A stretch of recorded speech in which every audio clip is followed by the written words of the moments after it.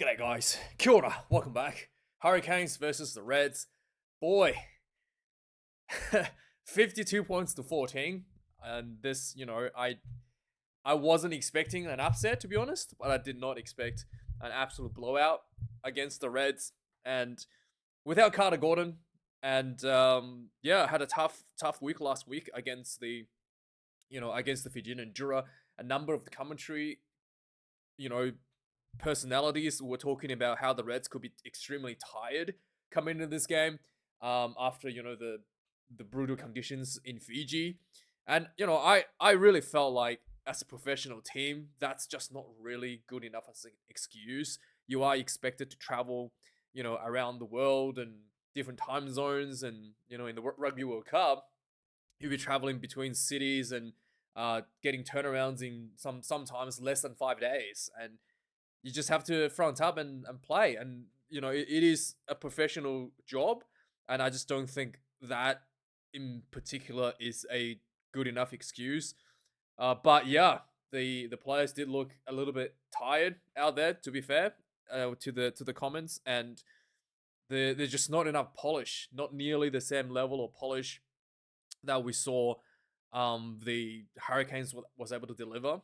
And yeah, I really don't know what to say.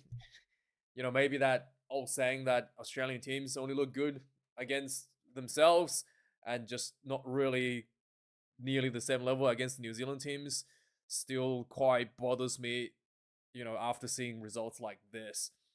Yeah, and there was one part of the game I thought from the Hurricanes was really good. Ruben Love. This is the first time I think he played the full game since returning. And yeah, just looked really dangerous when he had the hands on the ball. Plenty of options his teammates made for him, and he picked the right options every time. And he had space and time to work for the entire game. And I don't think the Reds were really applying much pressure at all, in terms of trying to shut down some of the options that he had on the field. Again, you could say the lack of rush defense was potentially because of the fatigue, but all around the park, the Reds just weren't as polished from just a lot of the basic skill set stuff. Sometimes you look at little things like, for example, when the Hurricanes makes a line break, you will see 4 or 5 players, right? Literally, it's just like support runners flooding through to try to, follow up from a line break. And then you look at the Reds when they make a line break, you might see 1 or 2 players following up, and that's kind of like the thing with all the Australian sides. The line breaks, you can see that the support runners aren't quite there, whereas the Kiwis uh, always have more players when it comes to getting a line breakthrough, and they have more runners, more support runners to follow that through, and just little things like that. Yeah, you just, is that a coaching issue? Is that attitude issue? Is that just the players are not quite able to identify a potential line break is ahead, and starting to run follow through that the line break, or is it just people uh, didn't think that it was their job to follow through in a situation like that, and just little things like that compounds into a much bigger gap over the game. And the clinicalness from the Hurricanes just, yeah, really wasn't letting you an inch, and suddenly things just, like I kind of said in the previous my 30-minute video on the Waratahs, it's little things like that just compounds snowballs into a huge advantage, right? Like, your little handling starting to go a little bit off, and then suddenly that turns into an intercept, and suddenly that overwhelming support, 5-6 supporters following through, leading into a try, and the Reds is having like 2 players trying to chase down five, trying to shut off 5 support runners from the Hurricanes line, intercept, and just compounds into bigger and bigger and bigger problems. And yeah, I don't know. I honestly, I don't know how to bridge the gap. After the Melbourne Rebels went under, I really thought the all the Australian teams were benefited from having more talented players together in a cohort in field teams. And yeah, and only to see, you know, a lot of the talents go overseas. And you know, this is kind of like what I was talking about. There were people saying, oh, turning the Rebels down will make the Australian teams better from the Kiwi pundits. It's not, because the extra talents are just going overseas because we're not supporting the players. We don't have the platform to support all the talents in one team. And yeah, it is disappointing. And yeah, let's talk about the scrums. So the Hurricanes last week had a bit of issue with their scrummaging, and again, I felt like it was an issue with the interpretation of the law, how the law is being interpreted. Last week, a lot of scrum wheels, and you know, hint of boring in was penalized really hard, and Hurricanes was probably one that got done hard the most last week with the yellow card issued against the loose set prop for repeatedly boring in, according to Mr. Mr. Angus Gardner last week. Now this week, this is, I think his name's James Maybe. Is it James Maybe? But anyway, referee here, Mr. Maybe, kind of went back to the weeks before, and not really hammering down on the boring in like Angus Gardner did last week. So let's watch a couple scrums and see what I mean here. So this one here, you can clearly see the loose air probably setting up at a bit of an angle from the Hurricane side.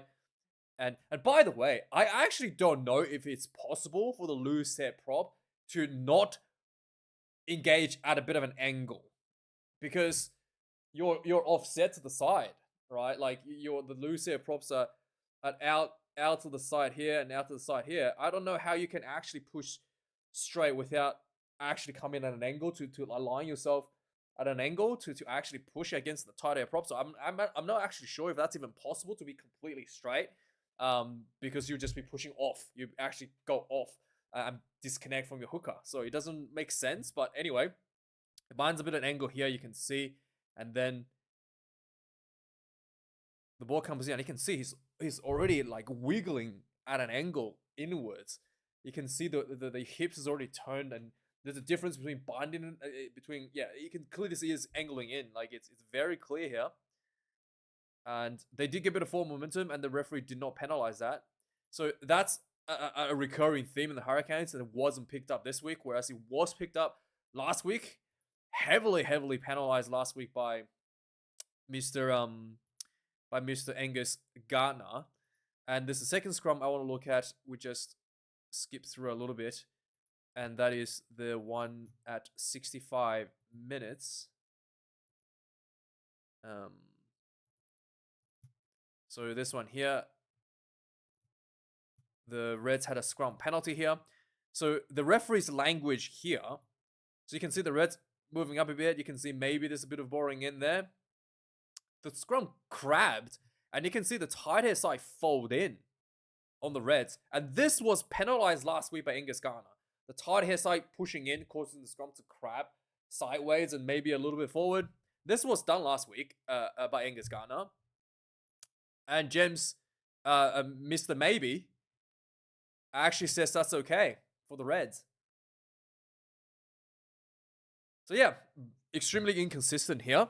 And his language is something that we hear a lot. Both sides move forward first, and then the angle came in, and it said I was good enough. Whereas last week, both sides could be going forward. Angus Gardner was not biting it, and was issuing penalties for boring in.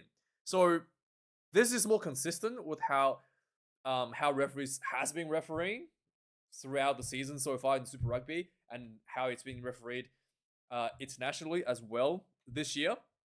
But last week, the clear attempt to clamber down on the boring in is once again not seeing carry. It's just a bizarre. You know, what was a really bizarre week last week. We was really clamped down by all the referees, and this week is seemingly, at least in this game, that's no longer clamping down.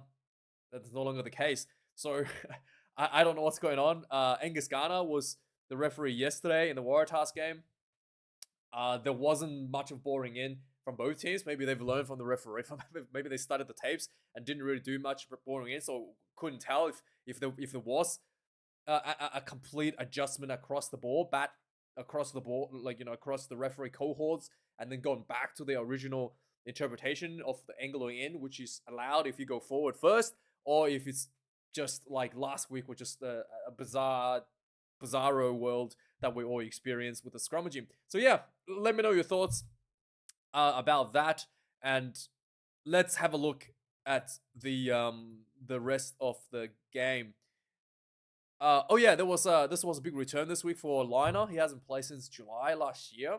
Is it July? I guess it's Argentina game last year, so would have been like in August last year. So pretty big break for him, and he's back coming off the bench this game. So let's have a look at the match stats of the game. 8 tries to 2. My goodness. 612 run meters to the Reds, 437. 20 turnovers conceded against Hurricanes. The Reds, 13 turnovers conceded. 162 tackle sweep for the Hurricanes, 26 missed tackles. 101 tackles made for the Reds, 23 missed tackles there. 21 kicks in play for the Hurricanes, 19 for the Reds. 2 missed conversions from Ruben Love out of 8. No misses from McLaren Phillips, I think his name was, in the first half. Kicks from hand, 590 for the Reds, for the Hurricanes, 362 for the Reds. Lineouts, 10 for the Hurricanes, 2 lost. 13 for the Reds, 4 lost. Not great for both teams, but I think the Reds 4 loss is quite high there. No scrum loss for both teams. 2 for the Hurricanes, 2 for the Reds. It was quite even, to be fair, with them interesting interpretations. Surprisingly, 11 penalties conceded against the Hurricanes and only 8 against the breakdown was a little bit of a mess. Both teams were were turning over the ball at the breakdown quite a bit. I think, yeah, I think that there was a bit of a slowing down at the breakdown all around the park for both teams there. Now let's quickly have a look at the points summary. My goodness, 8 tries for the Hurricanes. So yeah, 5 minutes in, Josh Morby was outstanding this game, by the way. 5 minutes in, Morby 1-on-1 on Dalgunu, stiff arm, and ran through a gap, and he linked up with Wildkard, who went in for the first try. 7 points to nil. 7 minutes in the game, right from the kickoff, there was a drop ball, a scrum for the Reds. They went for the open side, and then switching back to the blind side. A nice hand to Jock Campbell, and he just like dummied and go and ran in for the try. 7 points to 7. 15 minutes in the game, there was a penalty for the Hurricanes that went for the line out.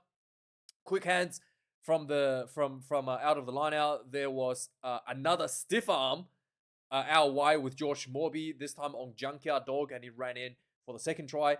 12 points to 7 try. The second time he pumped off someone, and he ran in this time for himself for the second try. 12 points to 7.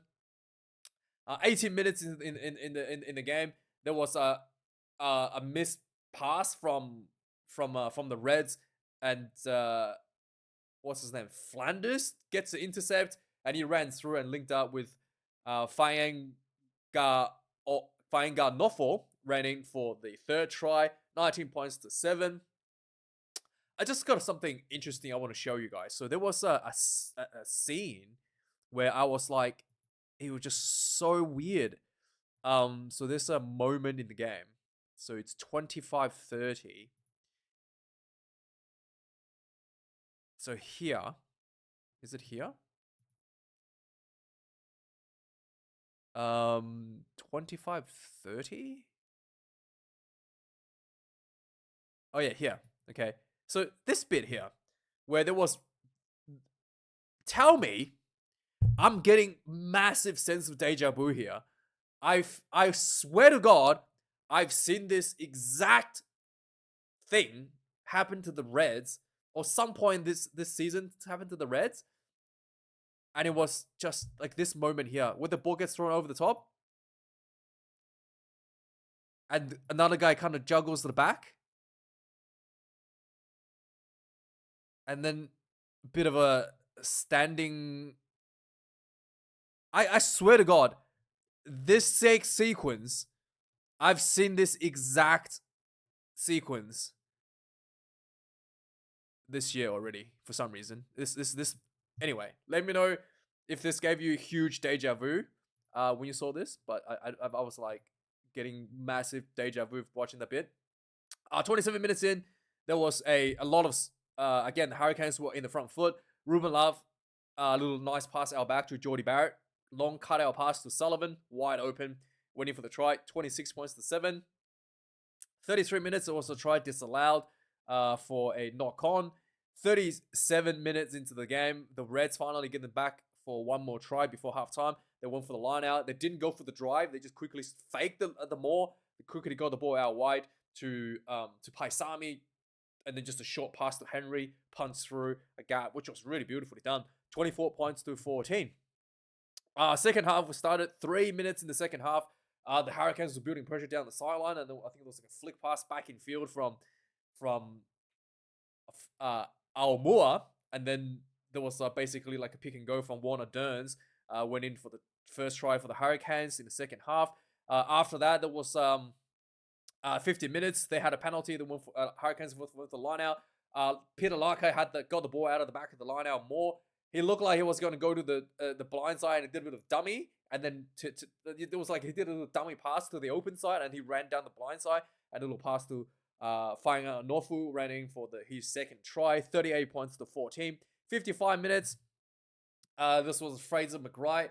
Tried to throw it over the top pass and he got intercepted by Whainga Nofu, who ran the other way for another try. 45 points to 14. And then, 73 minutes, the final play, last bit of the game. The Hurricanes went for another line out, and just the more pushed right through for the half century. 52 points to 14, the final score. Anyway, let me know your thoughts on this one, guys. Like, comment, and subscribe.